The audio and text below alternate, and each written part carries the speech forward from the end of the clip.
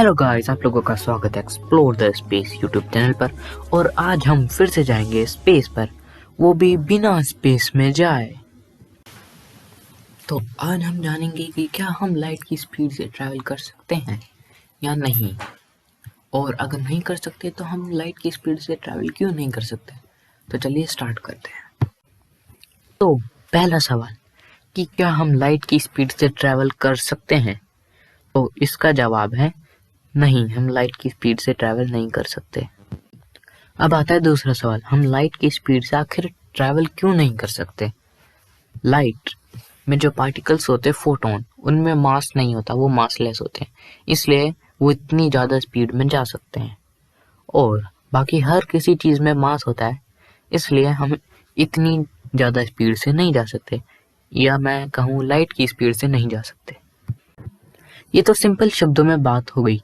चलो अब इसको थोड़ा और डीपली जानते हैं और समझते हैं कि आखिर हम क्यों लाइट की स्पीड से ट्रैवल नहीं कर सकते। इन सब को जानने से पहले आपको अच्छे से समझना होगा कि मास ये होता क्या है, ये आया कहाँ से, और ये एक्चुअली में इस मास का मतलब क्या होता है। तो आखिर मास होता क्या है। मास, आप में से बहुत लोग सोचते होंगे मास का मतलब होता है वेट। वेट और मास ये दोनों अलग चीज होती हैं। वेट हर जगह अलग अलग रहता है। आप सोच रहे होंगे कि वेट हर जगह अलग अलग कैसे रह सकता है। मान लेते हैं कि आपका वेट अर्थ पे 60 kg है, तो अगर आप सैटर्न पे जाएंगे या जुपिटर पे जाएंगे तो आपका वेट बढ़ जाएगा, क्योंकि उनकी ग्रेविटी अलग है।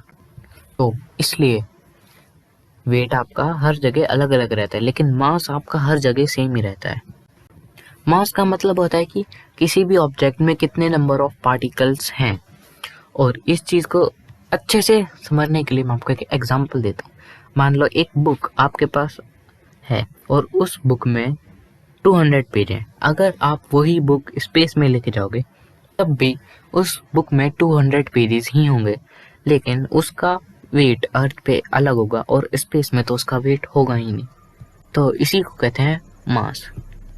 आप में से अब बहुत लोग सोच रहे होंगे कि लाइट में तो पार्टिकल्स होते हैं, तो लाइट का कोई मास क्यों नहीं होता, या फिर उन पार्टिकल्स का कोई मास क्यों नहीं होता।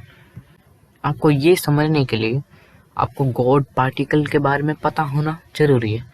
तो चलिए अब हम गॉड पार्टिकल के बारे में जानते हैं। तो गॉड पार्टिकल या हिग्स बोसॉन, इसके दो नाम हैं। तो इसकी खोज हुई थी लार्ज हाइड्रो कोलाइडर में। आप सोच रहे होंगे कि ये क्या है। ये एक पार्टिकल एक्सीलरेटर है। तो जब ये पार्टिकल मिला तो साइंटिस्ट को ये पता चला कि यही वो पार्टिकल है जिसके कारण सब पार्टिकल्स में मास है, यानी कि ये हिग्स बोसॉन जो पार्टिकल है, ये एक ऐसी फील्ड को जनरेट करता है जो बाकी सारे पार्टिकल्स को अट्रैक्ट करती है। तो इसलिए इसका नाम गॉड पार्टिकल रखा गया। और क्या आपको पता है कि ये जो गॉड पार्टिकल है, ये हिग्स फील्ड को जनरेट करता है, और जो ये हिग्स फील्ड होती है यही सारे पार्टिकल को अपनी तरफ अट्रैक्ट करती है, सिवाय फोटोन के। इसलिए फोटोन मासलेस है। आपको थोड़ा आसानी से समझाने के लिए मैं एक एग्जांपल ले लेता हूँ।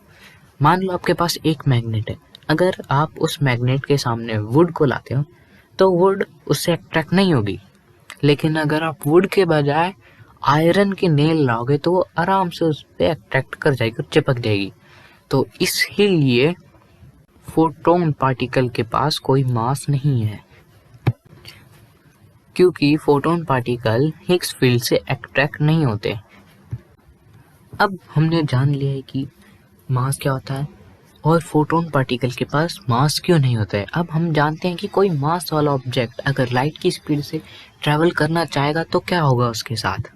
मान लेते हैं हमारे पास एक स्पेस क्राफ्ट है और वो स्पेस में, और वो बहुत स्पीड से जा रहा है, उसको लाइट की स्पीड अचीव करनी है। तो उसके लिए उसको बहुत ज़्यादा एक्सीलरेशन की ज़रूरत पड़ेगी, और उसके लिए उसको बहुत ज़्यादा एनर्जी की ज़रूरत पड़ेगी। बहुत ज़्यादा से मेरा मतलब है इन्फिनाइट एनर्जी की ज़रूरत पड़ेगी। और इतनी एनर्जी तो हमारे सन के पास भी नहीं होती।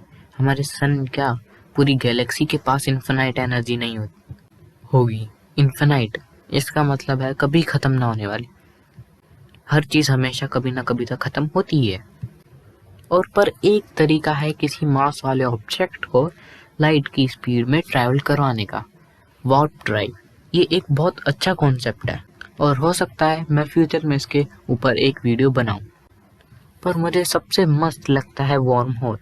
ये एक पोर्टल की तरह है। मैंने इसके ऊपर वीडियो बनाई है, आप चाहो तो ऊपर आई बटन पे क्लिक करके देख सकते हो। तो आज की वीडियो में इतना बहुत है, हम आपको मिलते हैं अपनी अगली वीडियो में। और मेरी वीडियो देखने के लिए बहुत शुक्रिया।